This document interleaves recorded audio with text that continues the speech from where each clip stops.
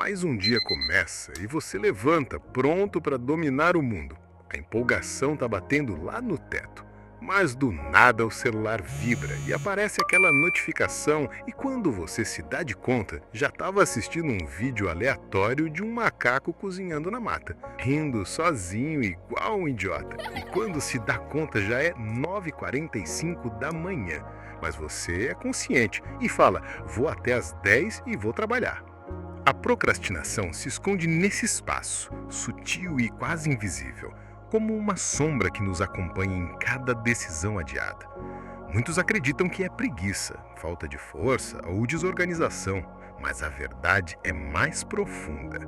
Como Bruce Lipton revela, ela nasce no subconsciente, em programas antigos gravados pela repetição de crenças limitantes, como sementes que germinam mesmo sem percebermos. Não é sobre incapacidade, é sobre histórias internas que ainda não foram reescritas. Se observarmos com cuidado, perceberemos que a mente funciona como as células descritas por Bruce Lipton. Elas respondem ao ambiente, adaptam-se ao que recebem, assim também nossa consciência se molda a sinais invisíveis, crenças herdadas, medos silenciosos, narrativas repetidas. Joe Dispenza nos lembra que viver na procrastinação é recriar o passado a cada instante. É acordar hoje, mas repetir o ontem. É repetir os mesmos circuitos neurais, esperando que algo mude, enquanto permanecemos na mesma dança circular. Por isso a procrastinação é uma ilusão.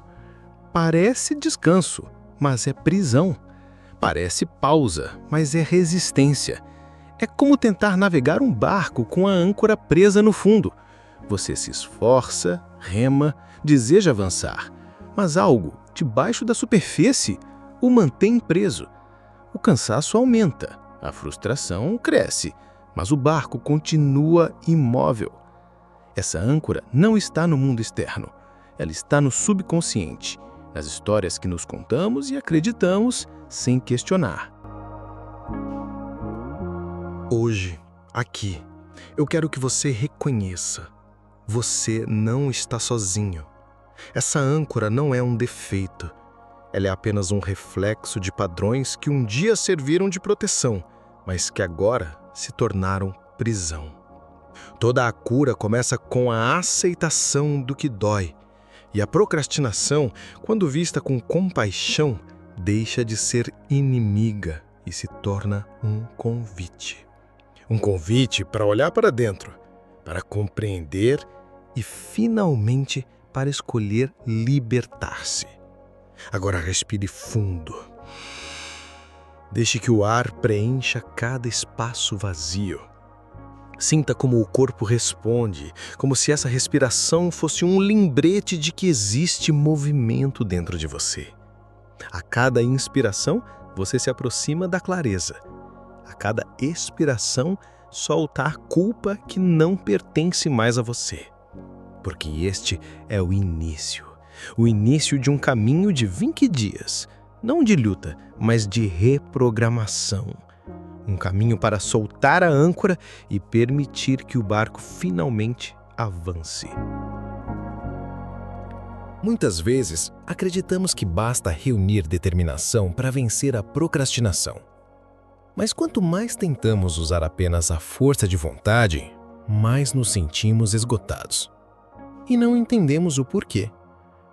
Bruce Lipton nos lembra que apenas 5% da mente é consciente, enquanto 95% é formada por programas automáticos que operam em silêncio, guiando as nossas escolhas sem que percebamos.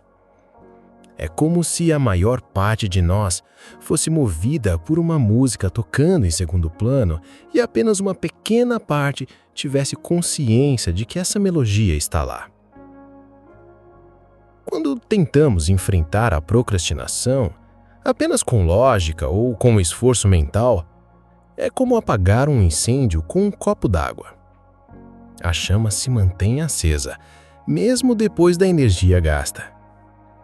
Esse é o motivo pelo qual tantos se culpam, acreditando que lhes falta disciplina, quando na verdade o problema está em tentar lutar contra raízes profundas apenas na superfície.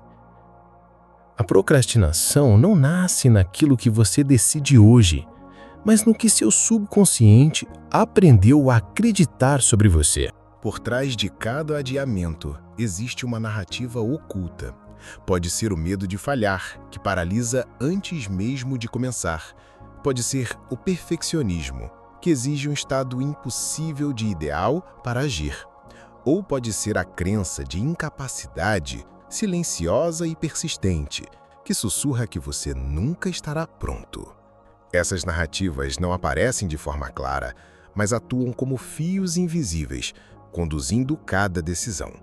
A clareza começa quando reconhecemos essas histórias internas, quando paramos para observar, sem julgamento, o que realmente estamos evitando. Porque procrastinar não é deixar para depois uma tarefa qualquer. É proteger-se, de forma inconsciente, da dor que acreditamos que virá se ousarmos agir. O primeiro passo não é lutar contra isso, mas trazer à luz o que está escondido. Perceber essas narrativas é como acender uma pequena lanterna numa sala escura. No início, a luz é fraca, mas à medida que a mantemos acesa, os contornos começam a se revelar, e o que parecia um inimigo intransponível se mostra apenas como um padrão que pode ser visto, compreendido e, com o tempo, transformado. Dentro de cada escolha que adiamos, existe uma batalha invisível acontecendo em nosso cérebro. A procrastinação muitas vezes não nasce de preguiça, mas da química sutil que governa nossos desejos. A dopamina, um neurotransmissor ligado à recompensa, atua como um ímã que nos direciona sempre ao prazer imediato. É por isso que, diante de uma tarefa longa ou desafiadora, o corpo parece puxado para distrações rápidas, redes sociais, conversas banais, pequenos estímulos que oferecem uma satisfação instantânea, mesmo que vazia. O cérebro humano foi moldado para buscar recompensas rápidas como estratégia de sobrevivência. Em tempos antigos, isso significava reagir a uma fruta madura, a um abrigo encontrado, a algo que representava segurança imediata. Hoje, porém, esse mesmo mecanismo é sequestrado por estímulos artificiais que roubam nossa atenção. Assim, sem perceber, trocamos a realização profunda de um objetivo significativo por pequenas doses de alívio momentâneo. É uma troca silenciosa, mas constante. Esse ciclo de dopamina faz com que a disciplina se torne ainda mais difícil, porque sempre que buscamos prazer rápido, reforçamos o hábito de fugir do que exige paciência e entrega. O cérebro aprende a esperar alívio instantâneo e a cada repetição, esse padrão se fortalece como um caminho que se aprofunda na mente. A procrastinação se transforma então numa fuga química, um vício que mantém o corpo em movimento, mas a alma parada. A saída não está em lutar contra a dopamina, mas em educá-la. Assim como novos caminhos podem ser abertos em uma floresta, novas trilhas neurais podem ser criadas dentro do cérebro. Quando transformamos pequenas ações em vitórias diárias, o cérebro começa a associar prazer não apenas ao que é rápido e superficial, mas também ao que é consistente e transformador. Cada pequena conquista se torna uma nova fonte de satisfação, um lembrete de que agir pode ser tão recompensador quanto adiar. É nesse ponto que o ciclo se quebra, porque o corpo e a mente passam a reconhecer que existe o prazer do avanço, mesmo que em passos pequenos, e não apenas na fuga. E a disciplina deixa de ser um peso para se tornar uma fonte de energia renovada. Há uma forma ainda mais sutil de procrastinação que se esconde sob o manto da espiritualidade. Muitas vezes, dizemos a nós mesmos: quando o universo quiser, eu saberei a hora certa de agir. Essa ideia, embora pareça nobre, pode se tornar um disfarce elegante para a inércia. Porque a verdadeira intuição nunca paralisa. A intuição pode sugerir silêncio, pode convidar ao recolhimento, mas sempre conduz a um movimento, ainda que seja interno, ainda que seja um pequeno passo invisível ao mundo externo. A procrastinação, quando travestida de espiritualidade, mantém a pessoa presa em uma zona de conforto confortável demais para ser questionada. É como estar diante de uma porta aberta e dizer: não atravesso agora, porque o momento certo ainda não chegou. Mas a verdade é que o bloqueio raramente vem do divino. Ele nasce na mente, nos medos não enfrentados, nas crenças que se escondem atrás de justificativas bonitas. Confundir procrastinação com espera é como observar um rio e acreditar que ficar à beira da margem é fazer parte de seu movimento. O rio está fluindo, mas quem permanece parado na margem não sente a correnteza. A espiritualidade autêntica não paralisa a alma. Pelo contrário, ela chama ao mergulho, à entrega, ao fluxo. Existe uma diferença profunda entre o tempo da alma e o adiamento do medo. O tempo da alma é sereno, é sábio, mas sempre nos coloca em direção ao caminho que precisamos trilhar. O adiamento do medo, por outro lado, é estéril. Ele não ensina, não move, apenas aprisiona em círculos repetidos. Reconhecer essa diferença é essencial para libertar-se da armadilha espiritual da procrastinação. Porque a voz da alma não repete desculpas, ela não paralisa, ela não confunde. Ela apenas chama suave e firme para o próximo passo. Quando nos alinhamos a essa voz, compreendemos que esperar o tempo certo não significa parar de agir, mas aprender a agir no ritmo da vida, sem deixar que o medo dite o compasso. A transformação verdadeira não acontece pela lógica, mas pela repetição impregnada de emoção.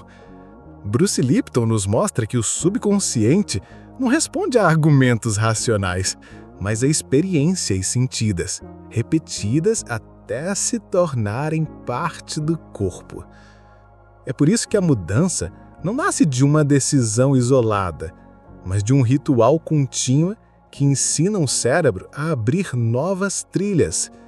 21 dias podem parecer pouco, mas é nesse período que o cérebro cria um ciclo neural, fortalecendo conexões capazes de substituir programas antigos. A mente funciona como um terreno onde caminhos já foram traçados. A procrastinação é como uma trilha aberta há anos, por onde passamos sem pensar. Cada vez que escolhemos o adiamento, reforçamos esse caminho, tornando-o ainda mais visível e automático. A reprogramação começa quando, por repetição consciente, abrimos novas trilhas. No início, o terreno parece fechado, difícil de atravessar. Mas a cada passo, a passagem se alarga, até que, com o tempo, esse novo caminho se torna natural e até mais fácil que o antigo. Esse processo acontece em 3 etapas simples, mas profundas. Primeiro, a clareza intencional. Não basta prometer-se agir, é preciso definir uma identidade, escrever uma afirmação que declare quem você escolhe ser. Quando você escreve "sou alguém que conclui o que começa", não está apenas descrevendo uma ação, mas criando uma nova assinatura energética, um ponto de atração para a sua mente e o seu corpo. A segunda etapa é a prática diária curta e consistente. Dedicar de 10 a 15 minutos por dia a uma tarefa que vinha sendo adiada não é apenas um exercício de disciplina, mas uma forma de treinar o cérebro a reconhecer prazer na ação. Cada micro-vitória é um tijolo na construção de uma nova estrutura mental. O subconsciente aprende mais com consistência do que com intensidade, e pequenas doses diárias criam bases sólidas de transformação. A terceira etapa é a ancoragem emocional. Quando associamos essa prática a estados elevados, seja através da respiração, de uma música que nos inspire ou de uma breve visualização de futuro, o cérebro registra não apenas a ação, mas a emoção ligada a ela. E quando emoção e repetição se encontram, o subconsciente grava a experiência como algo natural, desejável e prazeroso. É assim que em 21 dias, uma identidade começa a florescer. A procrastinação perde força, não porque você a combateu com esforço, mas porque ela deixa de encontrar espaço dentro de você. E pouco a pouco, o corpo aprende a escolher um novo caminho, como se finalmente reconhecesse que avançar pode ser tão natural quanto respirar. A procrastinação guarda um símbolo silencioso, que vai muito além do simples ato de adiar. Ela mantém a pessoa vivendo no quase. Quase começou, quase terminou, quase mudou a própria história. Esse quase é uma prisão invisível, um estado intermediário onde nada floresce de verdade. É como ensaiar infinitamente sem jamais estrear no palco da própria vida. O resultado é uma sensação constante de incompletude, como se algo estivesse sempre por acontecer, mas nunca acontecesse de fato. Cada adiamento reforça um circuito de incerteza e medo. A mente se acostuma ao inacabado, como quem se torna dependente do próprio ciclo de interrupções. Isso cria um vício sutil em não concluir, um padrão que alimenta o vazio emocional, ao mesmo tempo em que mantém a ilusão de movimento. Porque estar no quase engana, parece progresso, mas é apenas repetição.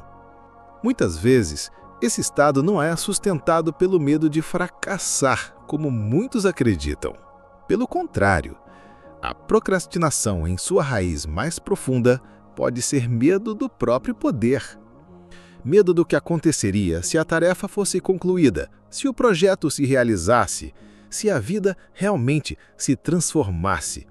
É como se o inconsciente dissesse: se eu terminar, terei de lidar com a grandeza que vem depois. Esse medo, embora sutil, é paralisante. A imagem simbólica é clara: carregar uma semente rara, guardá-la com cuidado, mas nunca plantá-la por medo de que não floresça. E nesse adiamento, esquece-se de que o maior desperdício não é falhar, mas jamais permitir que a semente encontre a terra. Porque a semente, quando não é plantada, já está condenada a não viver. O ato de plantar, ainda que não garanta o desfecho, é sempre um gesto de coragem, de confiança e de entrega. Existe, porém, uma chave simples para quebrar essa barreira: o movimento mínimo. Uma ação tão pequena que desarma a mente, impedindo-a de criar justificativas. Quando nos damos apenas 60 segundos de movimento, rompemos a casca da inércia.